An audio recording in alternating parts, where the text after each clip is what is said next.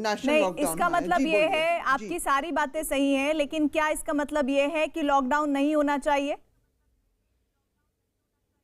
नहीं, मैं ये नहीं कह रही हूँ, मैं सपोर्ट कर रही हूँ लॉकडाउन को। मैं ये चाहती, मैं ये कह रही हूँ कि अगर कुछ और प्रेपरेशन हो जाता, क्योंकि दुनिया के सारे मुल्क जहाँ पे इम्पैक्ट हुआ है कोरोना का अभी तक, वो इतने गरीब मुल्क नहीं है जितना हिंदुस्तान है।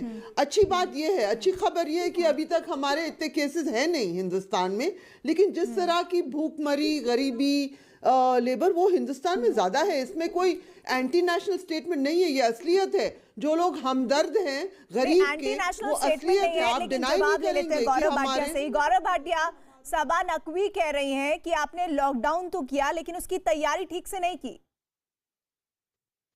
देखिए, मैं इतना ही कहूंगा प्रीति जी, इस सरकार ने बड़ी जिम्मेदारी से जो प्रदेश की सरकारें हैं उसके साथ तालमेल बना के ये सुनिश्चित किया है कि भारत की आबादी 130 करोड़ है, इटली की आबादी जो है केवल 6 करोड़ है। हमसे जो है एक 20वां हिस्सा है, 20 गुना हमारी आबादी ज्यादा है। तब भी कोरोना के जो पेशेंट्स हैं उनकी संख्या क्या है, 150 गुना कम है इटली से। कहीं ना कहीं ये दिखाता है कि सरकारों में प्रतिबद्धता थी कि इसे ना फैलने दे, और कमी निकालना बड़ा आसान है। सभा जी अच्छी कमियां निकालती हैं। आज के दिन मैं इतनी ही विनती करूंगी, कमी निकालने की बजाय जो बड़ी बात आप उठा रही हैं, क्या वो व्यक्ति जो लॉकडाउन होने के बाद भी घर जाता है और दूसरों की जान के लिए खतरा बनता है, उनके लिए सभा जी क्या कहेंगी? जैसा मस्जिदों में दिखाई दे रहा है कि नमाज अगर पढ़ी जा रही है, तो मैं समझता हूं एक अपील हम सबको करनी चाहिए कि चाहे मंदिर हो चाहे मस्जिद हो, कोई भी सार्वजनिक रूप में इकट्ठा एक साथ नहीं होगा। कल एक वीडियो और था जो मैंने ट्वीट भी किया है, और शायद दिल्ली के किसी एरिया का है, और मैंने कमिश्नर को टैग भी किया है। उसमें स्पष्ट है जो लोग बाहर निकल रहे हैं, क्या वो ठीक कर रहे हैं? नमाज पढ़ने जा रहे हैं, गाली गलौज कर रहे हैं डॉक्टर के साथ। देखिए गौरव, आप मुझसे पूछ रही हैं तो मैं आपको ये खबर होनी चाहिए कि ईरान में भी जो इस्लामिक स्टेट है वहां भी सब नमाज बंद है, और जो लोग जा रहे हैं नमाज पढ़ने वो जहालत कर रहे हैं। इस वक्त में जहालत है। वो चर्चा ये नहीं है कि मैं तू मैं करूं। आपने तो एक बार नहीं कहा ये गलत है, आपने तो सरकार की कमियां बताई कि ये मुझे मजहबी तू मैं फंसाना चाह रहे। अच्छा तो ये बात सुनिए गौरव, ये भी बता दीजिए, आप नमाज की बात करना चाह रहे हैं, पैकेज की नहीं।